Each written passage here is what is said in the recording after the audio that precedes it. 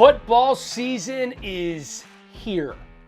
Thursday, Kansas City, Houston, kicking off the NFL season, and I cannot wait. Then a full slate of games on Sunday. Fantasy football, daily fantasy, and guess what? Now you can bet on the games too through America's top-rated sportsbook app, that is DraftKings Sportsbook. You want to check this out because they're giving all new users a chance to turn $1 into $100. All you have to do is bet on any team. That's right, you can place a $1 bet on any team. If that team wins, you win $100. What is better than that? DraftKings, safe, reliable, secure, making it easy for you to deposit and withdraw your money at your convenience anytime you want to. Download the top-rated DraftKings Sportsbook app right now. Use the promo code HELLY when you sign up to get this can't-miss offer. You pick any team week one, you bet $1. If they win, you win $100. That's $1 to win $100 with the promo code HELLYPOD. I think you should sign up right now for a limited time only at DraftKings Sportsbook. Must be 21 or older, New Jersey, Indiana, or Pennsylvania only. Eligibility restrictions apply. See DraftKings.com/sportsbook for details. Gambling problem, call 1-800-GAMBLER or in Indiana, 1-800-9-WITH-IT. We are also brought to you by Vuori, and you have heard me talk about them before. If you've listened to the Heli Pod, they are our presenting sponsor, and I love their gear. From their shorts, the Core on the Bank shorts, to their t-shirts. They have joggers and sweatshirts and long sleeve shirts, and they're now making some golf shirts and other apparel, pants as well. I love them because you can wear them anywhere. You can wear them to work out. You can wear them to play basketball. They have board shorts, swimming trunks if you wanted to go to the beach. You can wear them fishing. You can wear them to sleep in. My kids wear them because they're on these Zoom calls all day for school. I'm traveling a little bit now for work. I wear it on the road. It's VUORI clothing.com. Throw in a /HeliPod on the end of that, and you get 20% off courtesy of me. I love their gear. I think you will too. Your wife's gonna love it. You're gonna love it. Check out Vuori. VuoriClothing.com /HeliPod for 20% off. Now to our guest today. Couldn't be more excited than to tell you about the interview that you're about to listen to with Reggie Bush. In my mind, the most electric college football player of all time. And we get into it, folks. We talk about the sanctions at USC. We talk about what's going on in college football right now with players on the cusp of getting paid. He talks about the role that Suge Knight played in the mediation between him and the people who supposedly gave him money or paid for stuff in college. We talk about that rookie year in New Orleans and why he decided that it was important for him to leave the Saints just 1 year after winning a Super Bowl and go to the Miami Dolphins. We get into all of it. Reggie, very candid and honest. I think you will enjoy this interview with the Heisman Trophy winner and one of the great college football players of all time, Reggie Bush, on the HeliPod presented by Vuori right now.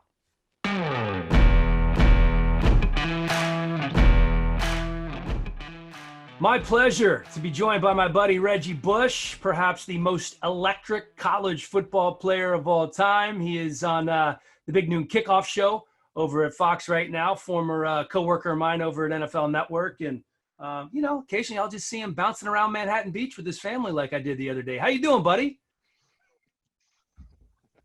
I'm doing good, man. How you doing? I'm doing great. I'm glad you could make some time for us today. Yeah, man, I appreciate it. Thanks for having me on, man. It's a pleasure to be on with you, man. But yeah, it was funny running into you on Manhattan Beach. Well, dude, it is so crazy right now with everything that's going on in college football and the NFL. I want to hit on a couple of current events questions before we get to your career. First, for a guy who played in New Orleans, where the home field advantage was unbelievable, what do you make of Roger Goodell saying he doesn't believe that there's a competitive advantage for people that are going to have 20, 30,000 people in the stands as opposed to some teams that aren't going to have any? Yeah, no, that's definitely not true. And any football player will tell you that having a home field having a crowd at home is a significant advantage. You think about places like playing at Seattle. We played in a playoff game in 2010, which was the Beastquake run, where the crowd, and I was actually in the locker room because I had just got injured, so I wasn't on the field for it, but I felt the loudness of the crowd, and I was like, either something really bad just happened or something really good just happened. Either way, we found out what that ended up being. And so for me in New Orleans, we fed off the energy of the stadium, energy of the crowd. Anytime we got a chance to get our crowd going with the "Who Dat" chants, when teams were, getting close to maybe scoring or just starting off the game, that was the way we got the crowd, the energy of the crowd going, was through chants. So for teams who don't have that this year, that is definitely going to even the playing field for just about all 32 teams.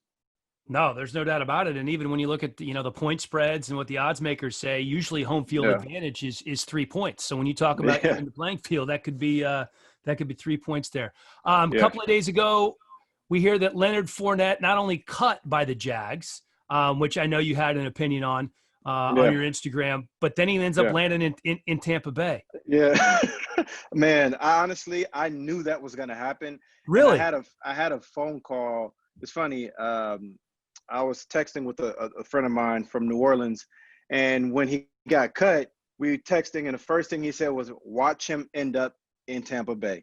And we both agreed, and I so badly wanted to say it on social media, but I didn't want people to blame me because, if I say it out loud and then it comes to fruition and, people are going to say I somehow put my bad juju on the Saints, or I somehow, cursed them or whatever it is. But Tampa Bay is for real now. That's all I know. Tampa Bay is for real, and people have to respect them. They're building the team, and Bruce Arians is showing you that he's all in on this year. He's trying to win it right now. He's not waiting. They drafted well. They have some beast players on the defensive side of the ball. Obviously, they have the GOAT Tom Brady, who's not going to turn the football over, leading the ship, which is what you want. If Jameis Winston can throw for 5,000 yards and 30 interceptions in this offense, what do you think Tom Brady's going to do? So, when he ended up there, I just thought it was just another obvious, look at what Bruce Arians is doing, but also a realization that Tampa Bay is for real right now, and the New Orleans Saints now have a real competitor in that division for the NFC South. How much of a difference does it make, do you think, for a guy like Tom to go from the Belichick regime in New England, which, let's be honest, sometimes it's not that fun. It's fun to win, obviously, but there are times where Belichick graded on Brady. That's one of the reasons that he left, to a guy like Bruce Arians, who will go out and have a couple of pops with you and get on you for not having as many shots as he did, Right. And, Bruce Arians is a player's coach. He's exactly how you explain. He's the kind of coach that players love to hang around. I actually am a big fan of his. He's a coach that I wish I could have played for. I've golfed a couple rounds with him before, and he's just a cool dude. You know what I'm saying? He's just one of those guys where you're like, how is this dude a coach? Like, he seems like he's just one of us. He's rocking the Kango hats. Yeah. And, he might have a beer or tequila in his hand, but he's just a cool coach, man. And I think Tom Brady is going to love it. And I don't think he's going to feel bad or look back and wish that he was still in New England. I think that relationship ran its course, and I think they both needed something different. I think at some point in time, I think that relationship runs its course, and it's like time for a fresh start. And so I think this is also going to rejuvenate, Tom Brady. I actually spoke to Todd McNair, who's the running back coach there right now, and he was my running back coach at USC. And he just talked about how Tom Brady's arm still looks good, and it still has some spring to it. And he said that, which I already knew, but he said that the connection between him and Mike Evans is going to be ridiculous this year. And I think everybody knows that. Everybody sees that coming down the pipeline. And then you add the big physical Gronkowski down the middle. You add the physical Leonard Fournette in the backfield with the Shady McCoy, with the Ronald Jones. I didn't even mention Chris Godwin, Like, who wouldn't want to play on this football It's team right crazy. now? Yeah, and you got, O.J. Howard and Cameron Brate and Yeah. all the other tight ends.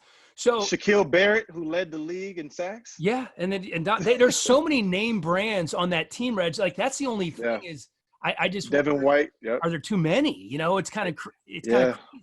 It's crazy. What did McNair say, the running backs coach, about how they were going to divide up carries? How's that going to work? He didn't speak about that. I think it's obviously too early. But one thing he did say that Terry Robisky, who was Fournette's coach in Jacksonville, said he just spoke highly of him. Said he's a great kid, very smart, works his butt off, and he's not the kind of guy that gets in trouble, off the field. But he's going to show up and he's going to work hard. And he said everybody's going to love him right away. And that I know a lot of times players can get bad raps when they leave other teams, or something may come out, but that came straight from the running back coach's mouth, that this kid is a great kid. Obviously, the contract stuff just didn't work out for them. But that's also part of the issue, which is what I spoke about, as you kind of alluded to on my Instagram, for running backs. It's a rough market for running backs right now, because running backs are a dime a dozen.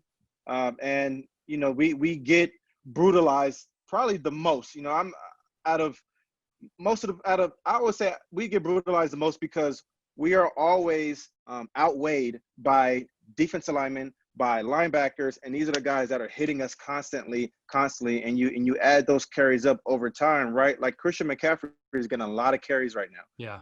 And at some point he's going to start to slow down. When that is we'll see. But at some point, because your body just it can't last. It can't take that kind of beating for so long. So, but we'll see how they divide up the carries. I have to believe that they're going to get Leonard Fournette involved right away in the running game, because he just brings a different attitude and a different mentality that I think is going to work well with Tom Brady. Well, we've seen it before with Tom Brady, right? With Corey Dillon, with LeGarrette Blount, just having those hammers, and then being able to bring Ronald Jones or Shady or one of those other guys in as a change of pace back. All right, let's move on to college football real quick. My guys in the SEC are playing. The ACC's playing. The Big 12's playing. No Pac-12, no Big 10. What are your thoughts on how this has gone down so far? It just seems like, I think the one thing that I learned very quickly from seeing this unfold is just that there is so much disconnect between all of the Power 5 conferences that I think going forward, there's going to have to be some kind of uniformity, because we've seen what this pandemic has done to college football. Two conferences are not playing and are punting it to the spring. And we got three other conferences that are doubling down, and so there should be one voice from a medical standpoint for college football. There shouldn't be all these different doctors giving a lot of different opinions, because that's confusing to the marketplace, and it's confusing, to the sport. So there needs to be more uniformity. And I think college football might want to look at, one commissioner as well, kind of similar to how the NFL has Roger Goodell. Have one voice, one commissioner who is the sole guy who is the voice for all of the commissioners, because, again, we got to have better leadership. It's not like we didn't know about this pandemic a long time in advance. They canceled March Madness. So if you cancel March Madness before it even started, you knew what the possibilities were going forward. So there should have been plans be put in place if college football is as important as they say it is, because we also know that college football provides for a lot for these universities. And so if it does provide that much, then how come there wasn't this plan in place so that we could save the sport and so that we could manage it, right now? Well, I understand the Pac-12 is a little different because they have, two of the 5 biggest cities in the country, in LA and San Francisco, in their markets. And certainly that's a little bit different than, Columbus and Madison.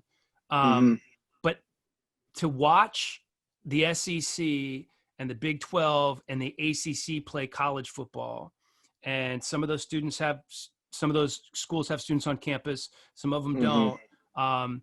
And then for the players at the Pac-12 schools to not be able to transfer right away. And I understand you can't just open the floodgates, right? Right. Your Trojans could potentially lose, half their roster if they were able to transfer right away.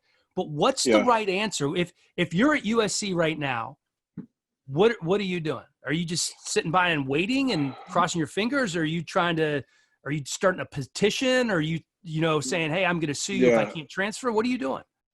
Well, I think at the end of the day, you have to fall in line to what is happening, to what the current state is. And if the current state of the Pac-12 is saying that, we got to punt it to the spring, then that's just what we got to do.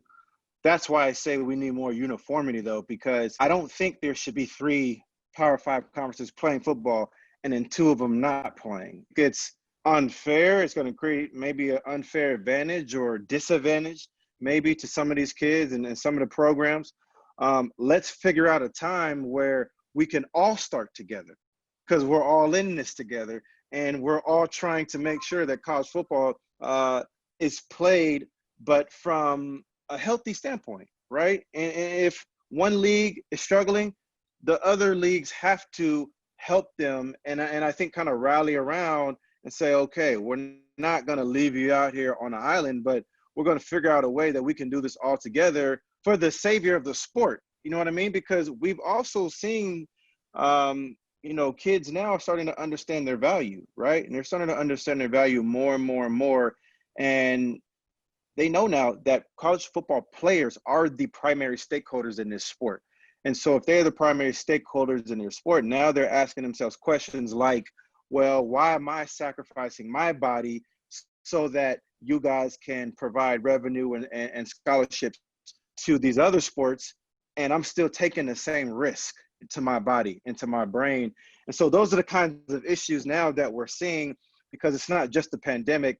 I know the pandemic is kind of at the forefront, but there's also some other issues that are at the forefront that I believe college football has to figure out. And that's why I say there needs to be more uniformity, because again, with the sport being played, that's going to create I think it's just going to create a lot of jealousy for one, for players, but it's just going to create division too, I believe, because at the end of the day, like I said, the sport should be played together. Think about the NFL. If we saw the NFC South not playing, and we saw the rest of the That's a NFL good, playing like I that, never thought about that. That's a good way to put it. that would look crazy. And Yeah. you would be like, no, this is not going to work. You know what I mean? So how can we figure this out so we can all work together and so we can all move forward? And also so that kids also feel like, okay, they do have the best interest for college football, and they're not just about, hey, let's just go out there and make this work right now, even though there's still big risk out there. Would you play in the spring if you were a student, right? Let's say you're going into your junior year at USC. Would you be playing in the spring? I wouldn't have a choice. I'm not going to go to NFL Europe. That doesn't even exist anymore. Like Canada football, like there's literally nowhere else for you to go. Like if there was another opportunity, if XFL had taken off, right, and and if they end up doing what I think they, what they can, which is, be that developmental league for, young kids who may not get drafted or who may not sign with the NFL team. I believe that can be a place for kids to go, but that doesn't exist right now. So there's literally nothing else for these kids to do, which is also the other reason I think why people are so scared, is because now you're taking away football from them, and you're taking away, something that they love to do. But I don't look at it like that.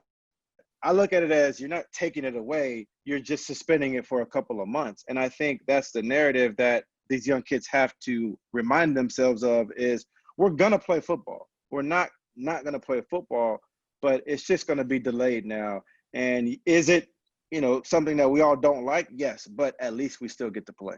Well, I guess the angle I'm coming from, Reg, is that if you're a draft eligible player after the season and you are projected to be go in the top 3 rounds, are you going to risk, playing, playing in the spring and run it right up till the draft? It's almost like they're talking about it being like college baseball, right?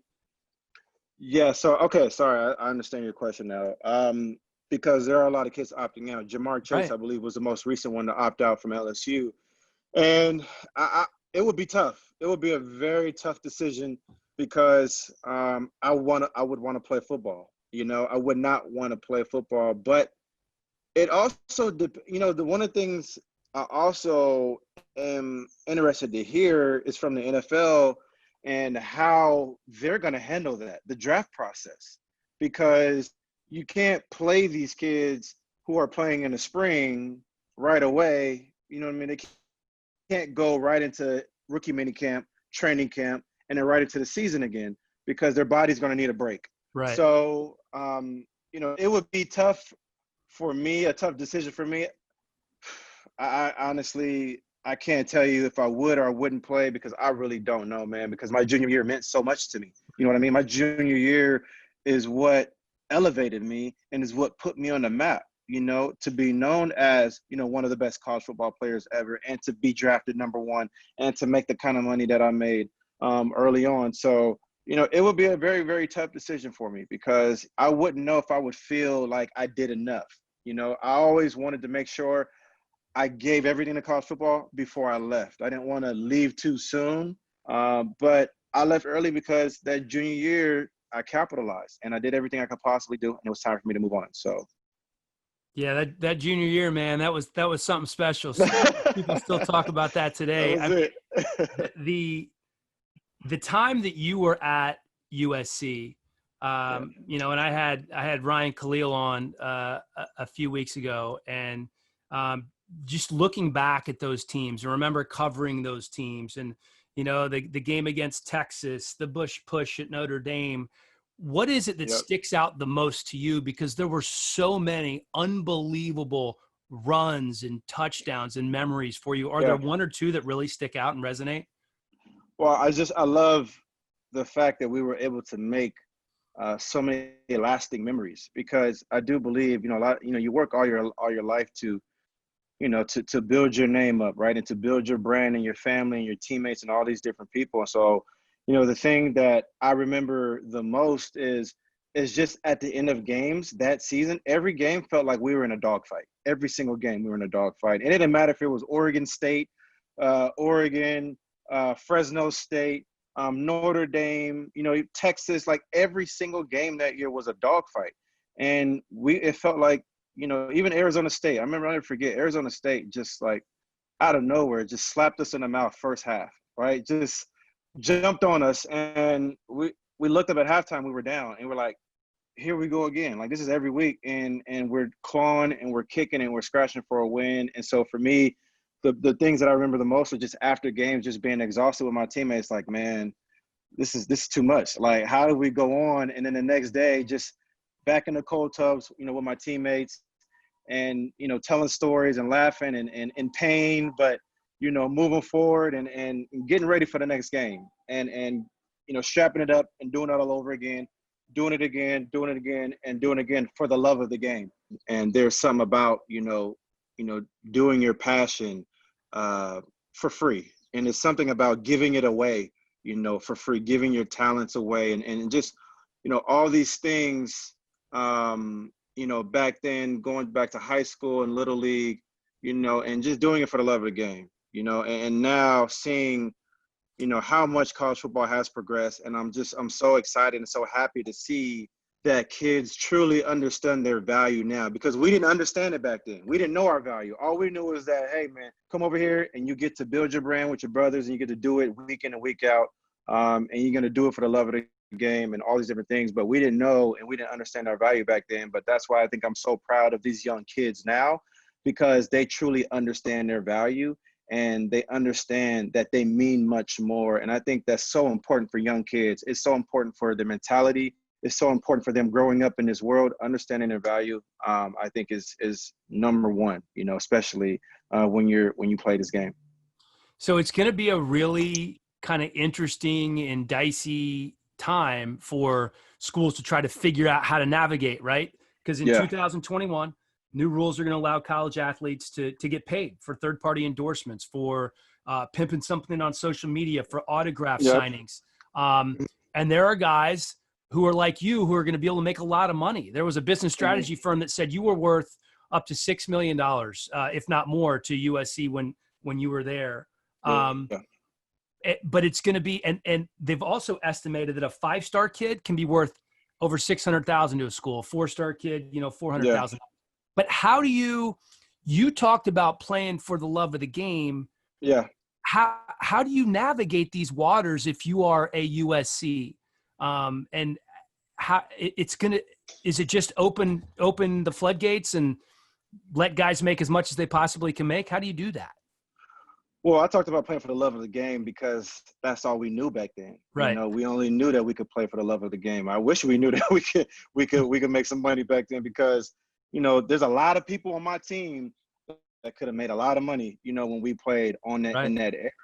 And so, you know, as far as now, the current state of college football, you know, as far as what are the answers for how to manage this, I don't know what all the right answers are, but I do know that there needs to be some kind of uniformity for the players. There needs to be some kind of a, you know, of a players association, you know, for college football players, you know, looking out for them, looking out for their best interests, because the snippets that I've seen from the NIL, they want to control a lot still. It's not like they're just going to open the floodgates. Like they want to be able to penalize you and penalize you for working with competing sponsors. They want you to be able, they want players to have to make their deals public, right? And so all these are just different ways for them to keep control. And so, you know, with that said, I think there needs to be uniformity for the players. You know, I would love to see some kind of a players association put together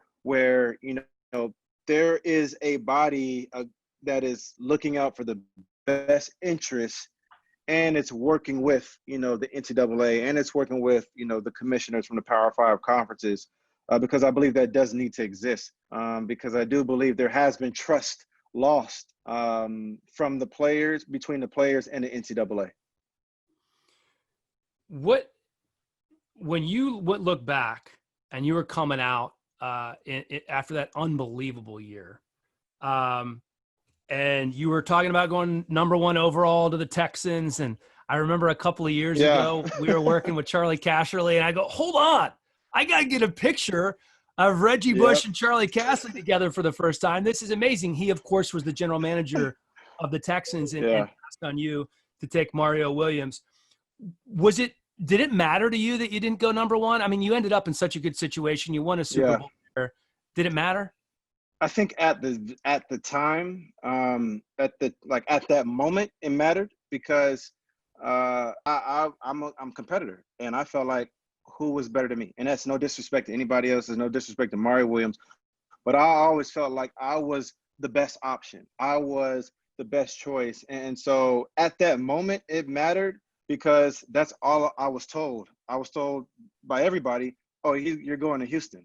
31 NFL teams didn't even interview me because they knew I was going to Houston, and they didn't even bother interviewing me. So think about that, right? Like I'm talking to Casserly, the head coach, the the president. Everybody is telling me that I'm coming to Houston, and I'm already even looking for homes in Houston. And so then when we find out the night before, you know, on ESPN, you know, the ticker comes across as like Mario Williams select #1. I was shocked, and we couldn't believe it because we were also in constant communication with them. And so when it didn't happen at the time, it mattered. And what it did was it just put, I think, an uneasy feeling inside of me because I didn't know, okay, so what's next? Like, who's next? Right. And who's next was in New Orleans. And at the time, if you remember, Hurricane Katrina just happened. They didn't have a home stadium. You know, most of the city was still very, very, very devastated. Nobody had came back yet. The place was a ghost town. And there was just a lot of uncertainty. And then the next pick after that was the New York Jets. And so it was like Saints at the time and then Jets. And I'll be honest with you, our team wanted to go to the Jets because they were thinking, oh, big city, New York, gonna make a lot of money marketing. You know, you're going to be in the Big Apple, right? And I always use this story because I believe it's a perfect example, one, of just how much control we don't have over our lives, even though we want to, because I wanted to go to New York. I was thinking big, but God had a different plan for me. And I believe that team in New Orleans came together for a bigger purpose. I believe that team was put together to help restore hope into the city of New Orleans and to the people, because there was a lot of hope that was lost. There was a lot of lives that were lost. There were a lot of businesses and homes that were lost. And here comes, kind of this band of misfits put together to come in, restore hope, get into the community with the people, hang out with them, talk to them, and just show them that we cared, right? And show them that this was a different era. And when I look back on the silver lining of that, winning a Super Bowl in New Orleans, being a part of history, I would never in a million years give that back, ever. I would never trade it for anything. That was one of the best experiences of my life. And sometimes, we want to control situations in our life so much that we can't foresee there's something bigger down the pipeline if we just trust the process, right?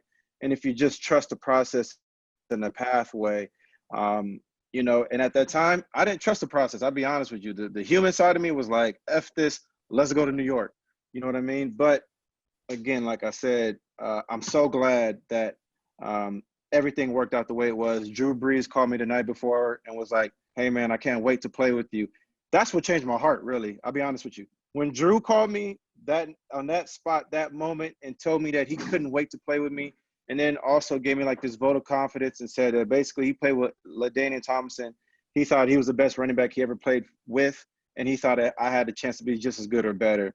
And that completely changed everything in my heart and in my mind. And that's why, I always have, a very close connection and special relationship with Drew. Well, I mean, you grew up in San Diego watching Drew Brees play for the Chargers. That must have been an unbelievable call.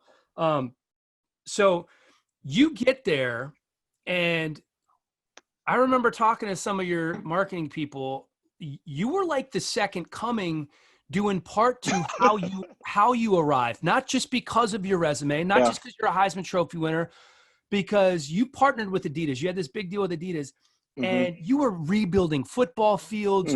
You dove in head first into that community. Who was it that got in your ear, and how did you decide to do that and make such an impact from the jump there? Well, I think a couple of things that are going on in my life at that time that are very important were, one, I was still very, very hurt from what was happening with the Heisman Trophy and what was happening with USC. I was in a very confused, place, because on one side, I felt this pain in my stomach, and I felt this pain in this relationship and this bond that was, kind of severed for no reason. And then on the flip side, there was this city that was just devastated, and that was welcoming me with open arms. And I'll never forget the video of when I got drafted, and they showed, I don't know if it was a bar or a street or whatever it was, like people went nuts and went crazy. And when I saw that, it just, it built up, this, I don't know, man, it just built up something inside of me that it felt good. It felt good to be wanted. I got passed up on to go to Houston. I was still, like I said, I was still dealing with the USC stuff internally. It just felt good to be wanted, man. If I'm being honest with you, it felt good to see a city want me to be there, and that's why I dove in head first, because as much as, New Orleans needed me, I needed them just as much, because I needed a safe place, and I needed a place where I could call home, and I needed a place where people would welcome me and would, want me to be there. So when I got down there, and obviously the first thing they did was when I landed, they took me on a tour through the Ninth Ward and saw all the devastation. I remember seeing spray paint, on the homes that were destroyed with the body count of how many bodies were found inside the homes. That's a lot for a young 21-year-old kid who, just got a big contract and is dealing with so much in his life, but that's why I say New Orleans gave me stability. And I went there, like I said, it was a ghost town. Nobody was there. So you had to play football, nothing else to do. So we locked in, I focused, and, we went to work. And I was homesick as hell that first year, man. I was so homesick, but at the same time, it was a fun ride, because you remember that year, we went all the way to the NFC Championship. Yeah. And so that year, I believe that year really was the start of the change of just the way people felt about New Orleans, the way maybe the people felt about the team, about the organization. And I think it just put this vote of confidence in people's minds that, okay, help is on the way. You know what I mean? And it sounds crazy to say that we can affect people's lives, just by winning football games, but that's really what it was. We got a chance to truly affect people's lives just by winning games on Sundays. Time for a quick break now to tell you about some of our other sponsors on the HeliPod. Greens Plus, a health food leader since 1989. They created the first ever blended green superfood powder. And they're also the first company to infuse those green superfoods into a bar. You can buy those bars right now and the powder as well. I like to throw the powder in a smoothie. Delicious. The bars taste great as well. You can get them at Whole Foods or Amazon, or you can just go to greensplus.com and get 20% off with the promo code HELI. I love the chocolate protein bar and the wild berry superfood powder. I think you will find it delicious as well. And it's good for you, folks. At Vaco, the motto is we invest in your career so you are here for the duration of ours. What is Vaco, you ask? Well, it's a premier talent and solutions firm that provides boutique level service with global reach in areas of consulting, consultative project resources, executive search, permanent placement, and strategic staffing. You need somebody to fill that C-suite position? Vaco has you covered. Their areas of expertise all over the board: accounting, finance, tech, healthcare, IT operations, or international managed services. They got you covered. They were founded in 2002. Vaco has grown to serve over 40 markets across the globe, 1,000 employees, 5,000 consultants, and $750 million in revenue. How do I know they do it right? Because one of my good buddies from college, Brian Waller, was one of the founders, and I have watched this grow since 2002. I suggest you check them out. It's vaco.com for more information on how Vaco connects people to their dream jobs and helps leading companies around the world find talent to grow their business. Also want to tell you about something that I've been doing for almost 2 months now. It's a product called True Niagen. I really wanted to invest in my long-term health, and I think you should too. It's a new trend in the scientific community that surrounds the health of cells. This affects all of us, from pro athletes to weekend warriors like me. We have something in our cells called NAD, which supports our energy and our body's ability to repair itself all the way down to the cellular level. Well, it turns out that NAD declines as we age. It also declines when we overexercise, we don't sleep enough, and even when we're exposed to a virus. So there's only one NAD booster that is backed by Nobel Prize-winning scientists, 10 published human studies, and regulatory approval for safety. That is True Niagen. It is NSF certified for sport. Visit TrueNiagen.com to learn more. That's TrueNiagen.com. Like I said, been taking it for a couple of months, and I feel great. It is amazing how that worked out there and came to fruition.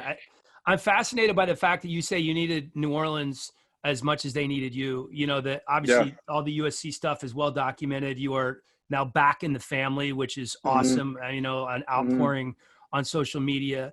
Is there anything during that time that you would have done differently now, looking back? I would have to have had the knowledge back then, right, to understand what was happening. You know what I mean? People still don't know the truth. That's what is so amazing about my story. Everybody doesn't know what the actual truth is and what actually happened.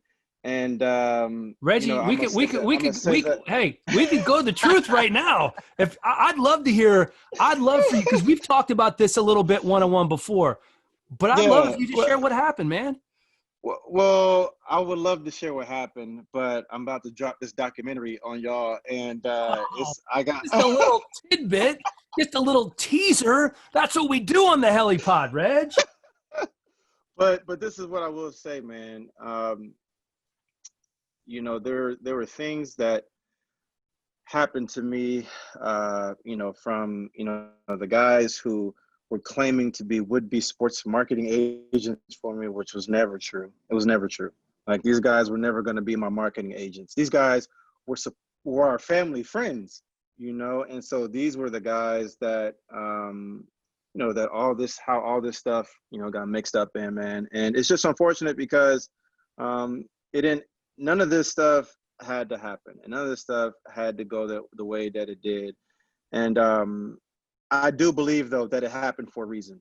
I believe that what happened with me needed to happen so that we could get here right now in 2020. Because you think about the history of NCAA football. I wasn't the first person to deal with the NCAA and to get suspended and all these different things, right? We can go back. AJ Green, he missed games because he sold his own jersey for $1,000. What is he gonna do with $1,000? Right. Like, is he gonna buy some groceries? You know what I mean? Is he gonna maybe buy some shoes? Right? What is he gonna do with that? But that's what they should be able to do, right? Like, and so what I'm saying is that the point I'm getting to is that I wasn't the first person that this happened to. So what was different this time around? You know what I mean? And the thing when I look back on it, the silver lining is that, when it happened to me, and then that's fast forwarding to now where we are, 2020, the NIL is about to be written. I believe that what happened with me had to happen so that we could get here in 2020, so that it could start the right conversation, right? Because there's a famous quote, like where Tupac says that, I don't know if I can change the world, but hopefully I can spark the mind that changes the world, right? And I don't know, this situation had been happening for a long time, but with me, it sparked the right conversation so that we could get here to 2020. And I believe that's a silver lining, because I'm not looking to come and rectify the situation or what happened. I just want kids from here on out to be able to make money off their name, image, and likeness, but also be able to provide for their families at a much earlier rate, right? Because when you're 18, 19, 20 years old, that's when you are in your prime. That's when you start to, become a man. And those gaps, those years mean so much for these kids, right? My jump from year 1 to year 2 was significant. And then my jump from year 2 to year 3 was tremendous, right? And so each year, your body is growing and you're getting stronger and faster and you're building. And those are the years when the NCAA is capitalizing the most, right? And that's why I think it's fair for now young kids to be able to make money at the college level, because that's when they're in their prime, right? That's when they are, becoming men. And that's when they are starting to really just start to come into their own, and they don't deserve to be hamstringed. And so for me, in my situation, when I look at it, that's the silver lining that I take away, is that if it didn't happen with me, maybe we might not be here right now in 2020 with this NIL being written. That is a fascinating way to look at it. I just have one question. Yeah. Suge Knight, he jumped in on a conference call to try to help mediate this situation, didn't he? Suge Knight was a part of it, yep. And that's one thing else that people don't know. I've never spoken about that, but that's something that's going to be a documentary as well. Suge Knight, it didn't start out as him being a mediator. It started out as a threat towards me. Not through Suge Knight, though. It was through Lloyd Lake. And that's the only snippet I'm going to give you, Dan. That's all I can give you, man. That's fired all right there. When's this documentary dropping, man? It's we're working on it right now. And the good news for you, Reggie, is I have a guy I think could narrate the documentary for you. Who's that? What do you mean, who's that? He's right here. You? Hey, man. Man. Well, I can't wait to see that. For you, man, I would love for you to be a part of it, man. You know, you're my guy, man. I would love that. Hey, let's dip into that rookie year, man. I like to talk about guys' rookie years. So you're coming out of USC. You have this whole shitstorm going on. You're the second coming. The town has embraced you. They love you. You're building football fields. You're coming back from Hurricane Katrina. Was there any kind of normal rookie hazing that went on for you, or was it just this situation was so unique that you guys didn't even do it that year? Rookie hazing. Yeah, there was rookie hazing for sure. Yeah. But it was nothing crazy. Like Deuce McAllister was kind of like, my OG that was, like what do you call him? OG? Yeah, he was the OG for sure. Big brother. Yeah. Like, he was an OG. Deuce was, he had been in the league for a long time, but, the one thing I respected about Deuce was he really took me under his wing, those first 2 years, and really just show me how to work as a professional on and off the field. And, Deuce was a very beloved guy in New Orleans, very beloved. Like, people love him down there because of not only what he did on the football field, but what he did for the city. He was another guy that gave a lot back to that city. And so, Deuce meant a lot to me those first 2 years because he took me under his wing. He showed me the ropes, showed me how to work on and off the field, and how to just put my head down and go to work, and not complain, not, complain about, things that I may or may not have liked, during the time period while I'm playing. So I really appreciated Deuce while I was there. But as far as like rookie hazing, the only thing they made me do was just buy food for away games. Oh, that's pretty easy. But yeah, that's all I had to do. All right, that's not too So bad. So they didn't really hit me with any like really big bills. I think, but you know what I did? I was smart. I took the initiative. I took them out before they could even like come up with something. So I took the offensive lineman out. I took everybody out. Yeah, I took everybody out. So I wasn't even gonna let them get to that point to how can we stick Reggie with the biggest bill possible? I was like, hey guys, listen, I got dinner plans. Just show up, go to here, this address. It's already paid for. Get the food, then you're good. So dude, I was smart.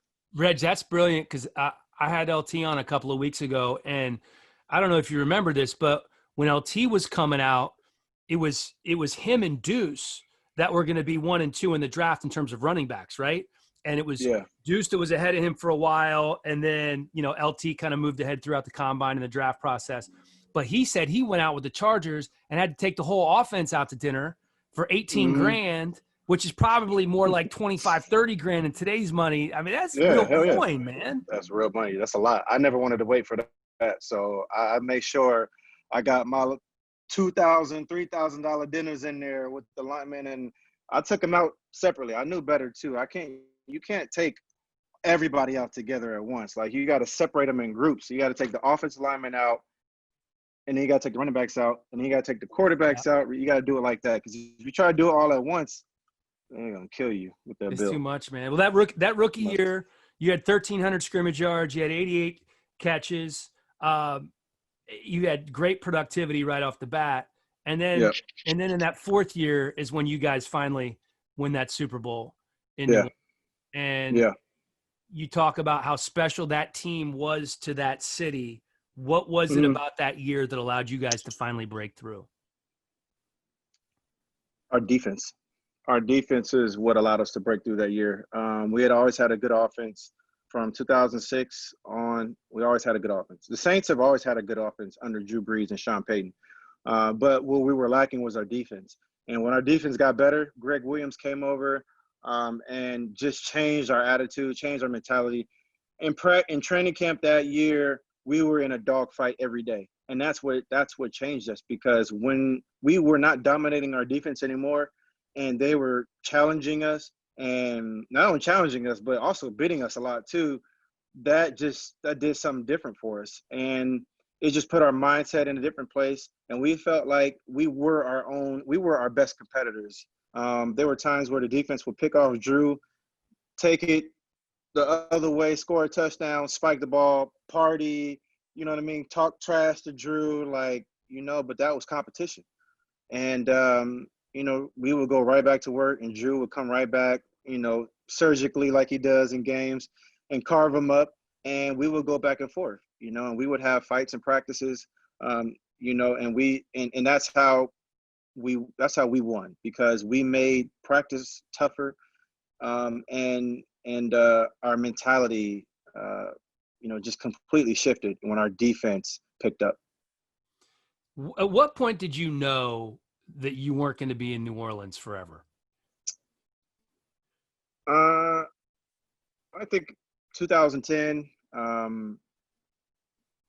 was looking for a bigger role, as a true running back, and I felt 5 years was plenty of time, to see if I was ever going to get that shot there, and I never felt like I was going to get the shot to be a true every down back, and that's what I wanted,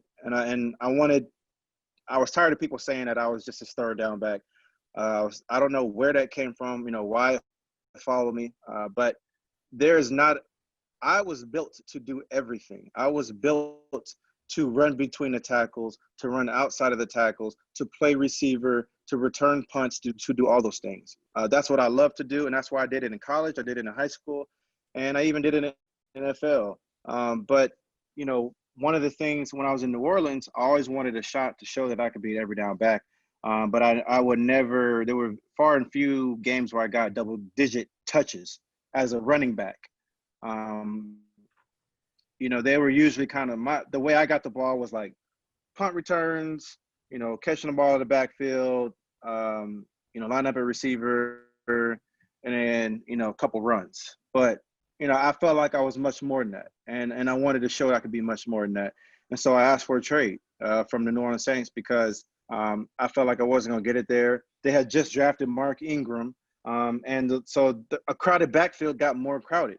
Right. So I was done with the three back system and I wanted to move on. And so we went to Miami. 2 years I balled and I went hard and I showed people that I could be an every down back. And that's what I wanted because I knew that if I never tried, I would regret it when I was retired. I would regret not at least proving to myself that I could be an every down back in the NFL. You had your first 1,000-yard season in Miami. Yeah. Was that kind of a magical number for you? Because for most backs, you know, over 1,000 yards, it's a really good season. Yeah, I wanted to rush for over 1,000 yards. I knew I could do it, you know, with the amount of touches that I was going to be getting. And, you know, it took Tony Sparano, you know, to believe in me, you know, and rest in peace, man. I always will remember him for giving me that opportunity. At that time period, 2010, I broke my leg in the beginning of the season with the Saints on a punt return and missed like 8 or 9 games. So Tony Sparano was taking a chance on me. I had also had a number of injuries to my left knee, and he gave me a real shot, and I'll never forget him for that because, you know, he believed in me in a time period where most other teams didn't either need me or want me. You know, it was either them or Tampa at that time, and I didn't want to stay in the same division with the Saints. I wanted to go somewhere different and go just kind of start fresh, start new. And Miami was that place for me. And I put up some good numbers there. I was proud of that stop. I was proud that I did that.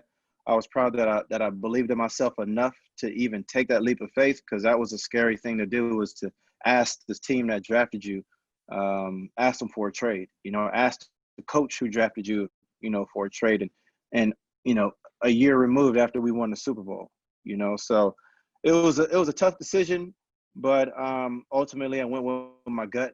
I went with my instincts, and that proved right. And that's something that, you know, you can never – anytime you go with your gut, you go with the instincts and it proves right, man, I just believe it does something for you internally because there are a lot of times where people can put doubt in our minds as to if we can really do something, right. You know. And if you can spend your whole life, you know, looking and seeking the approval of other people. And that's something that I did, you know, for a long time. And I seek the approval of other people for a long time.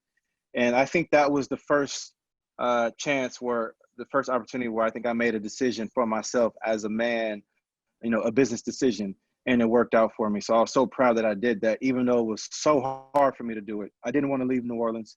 I didn't want to go, but I had to do it, man. And I had to walk that narrow path, and I did it. Yeah, you had the first 1,000-yard season in 2011, another solid year in 2012, almost 1,000 yards, 5 yards per carry. And then it's Detroit. You get another nice deal with Detroit, and then you turn another 1,000-yard season in Detroit. Those years with the Lions, are you glad you made that move? Do you second guess? And what were the other options besides Detroit? I didn't have no other options. That was it. Detroit was the only team at that time. There were, you know, Bruce Arians was in Arizona at the time, and he ended up signing Rashard Mendenhall because he was with them in Pittsburgh. Right. So I was like, okay, I get that, you know, and so that spot was gone. I believe Atlanta was kind of in it for a little bit, but nothing really materialized from that. So it was Detroit. And, you know, Scott Linehan was the OC at the time. But they sold me on it because I was coming from Miami and I was facing 8 to 9 guys in a box every play. they were stacking the box to stop the run. Then I'm seeing film that Scott Linehan is showing me, and they got double teams of Calvin Johnson with a safety rolling over the top, and there's like five players in the box. I'm like, oh yeah, makes it a little easier. I'm about to run all day. Yeah, I'm about to run all day, with this offense. So, it really was exciting for me because I was like, one, I get to play with Calvin, I get to play with Stafford, and they're gonna put me in a system where I'm not gonna be banging my head on a brick wall every time I touch the ball. I'm going to get an opportunity to really run through some open lanes and showcase what I can do. So that was a good start for me as well. I really was happy that we made that decision. Another tough decision, but worked out for the best. And my second year there, I got injured, man. I got a high ankle sprain, and a high ankle sprain it just lingers and it lingers and it lingers. And if you don't take, you have to take. Because a high ankle sprain is also it's a tear in the ligaments, but I think it's just nasty. It's just nasty, and it's one of the worst injuries I've ever had. And it just lingered all season. I didn't get healthy until around the end of the season because the doctors they kept clearing me to go back out there every 2 weeks. I would go back out there, get clipped, get injured, go back down, and that happened like 3 times. So, rest was history. And ended up cutting me after that year. Well. At least you did not break your arm trying to save a pizza from falling on the ground like Nate Burleson. Like Nate. Were you there when that happened? I was like, yeah, I was there. I was like, Nate, you good? You all right? What happened, man? You broke your arm? He's like, man, it wasn't just one pizza. I had a whole stack of pizzas. That was a great story. Hey, man, we'll do a couple quick hitters and then we'll let you roll here, okay? All right, cool, yeah. All right. So during the whole quarantine, like the first couple months, right, when everybody was locked down, yep, everybody did something maybe a little unexpected. Like I got a dog, right? Mm-hmm. My kids and my wife were just hammering me about getting a dog. So we got an English bulldog. What's something you did during the quarantine that was unexpected? I feel like everything has been unexpected, but some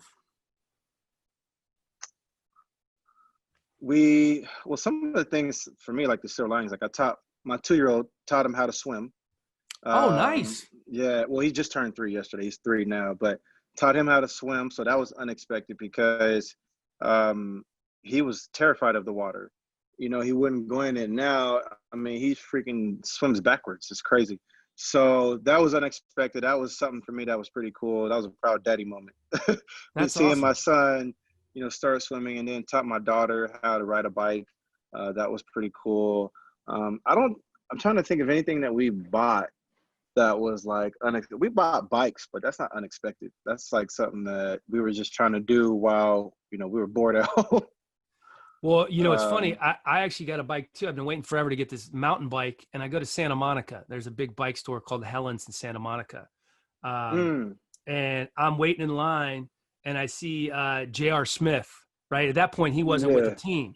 So he was bringing a bike that he had just bought and upgrading it. And then 2 weeks later, he ends up, with the Lakers, back in the league with the Lakers. Yeah. All right. How about best investment, worst investment ever?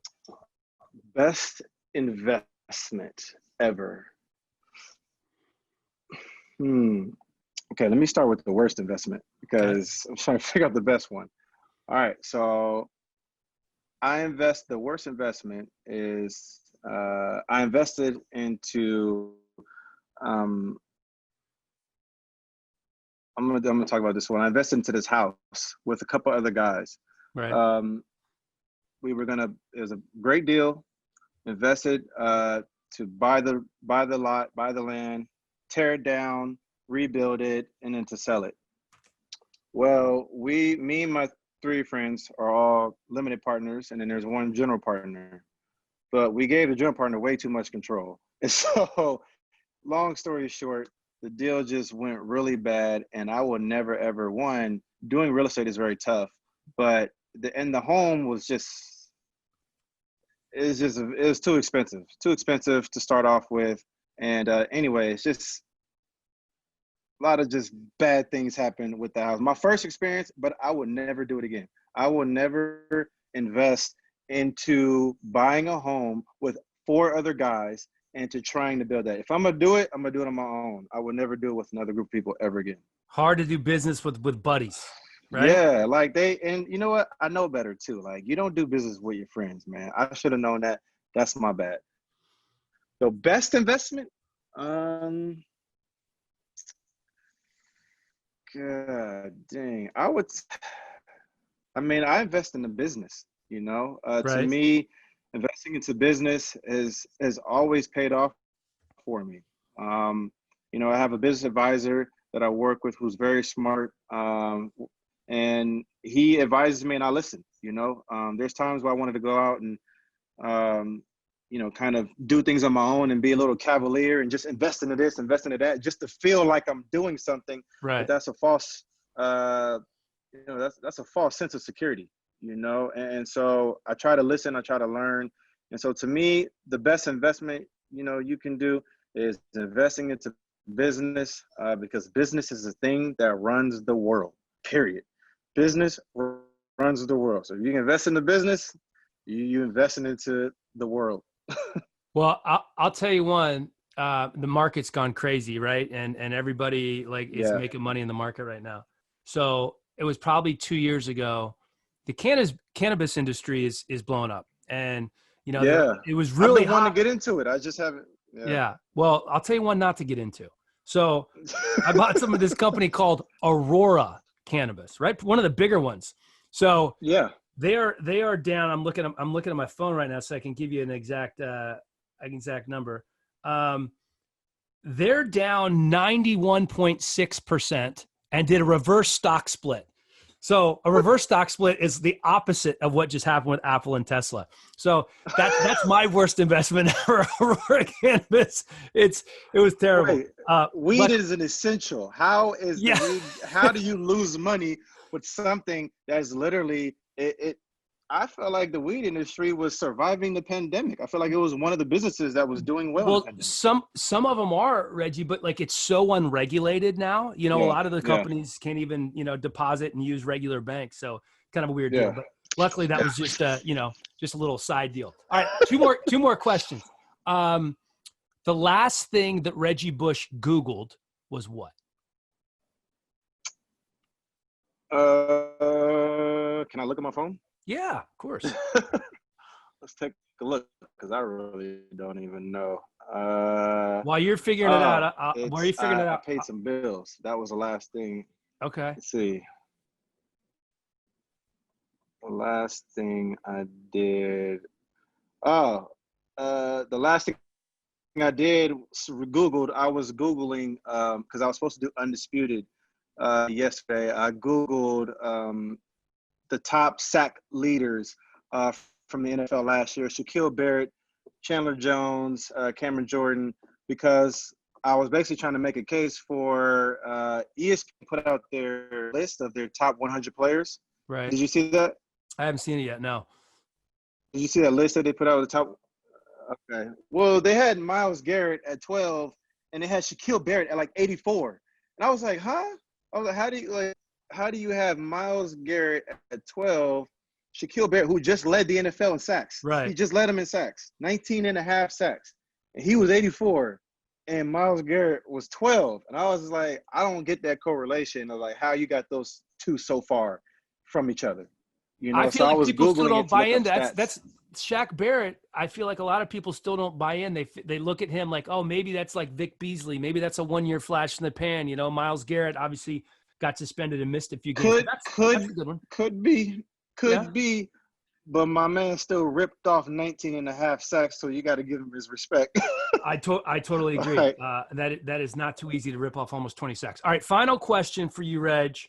And I know there is a big list of celebrities in the Reggie Bush iPhone, but the most famous person that you talk to on a regular basis or text with on a regular basis is who? I see. I really don't text famous people. I really don't. I really don't. I know them. I don't text them though. You're in LA, man. You're playing golf all the time. There has to be. It's Reggie Bush in LA. Come on. I'm gonna tell you who just texted me the other day. No, I can't say him. What do you mean you can't say him? Of course you can. Wait. All right. Well, now if I say it, it's gonna be weird because you're gonna be like, "Oh, why?" But now you have to say it. I have to say it. Kelly James. Kelly James just texted me. Kelly James is like a country music artist, but we golf all the time together. So he texted me the other day. We were trying to figure out where we were gonna go golf. He's a Manhattan Beach guy, I think, isn't he? Yeah, he is. Yeah. I never met him. Friends of friends. He's in Manhattan Beach. Very talented guy. The Kelly James will go on a tee box for a charity tournament. Very talented. And he'll just beatbox. He'll just break. He can sing country. He can rap. He is great freestyling about anything. Anything. Yeah. He's very talented. He's very talented, and he can do it on the spot too. Which is a very, very like a lot of great artists can't do that. To be able to do it on the spot like that, like he does. Every time I see him, I'm just like blown away because he could literally like just look at something and just start going. So that's a unique skill set. No doubt. Well, I did not think we were going to get. That's all I got for you. I didn't think we were going to get the Kelly James shout out, but that's pretty good. Reggie, I appreciate the time, my guy, man. Hey, it's going to be hot. It's going to be hot this weekend. Be in the air conditioning. I mean, stifling. Where are you right now? What part of LA are you in right now? I live in the valley, man. Hot. 105 plus, dude. Yeah, man. I think we might go to San Diego. I think that's smart. Hey, Reg, great talking to you, buddy. Good seeing you in town the other day. Be good. Appreciate it, man. Yes, sir. You too, man. Take care. Thanks for the opportunity. Absolutely, buddy. Talk to you soon.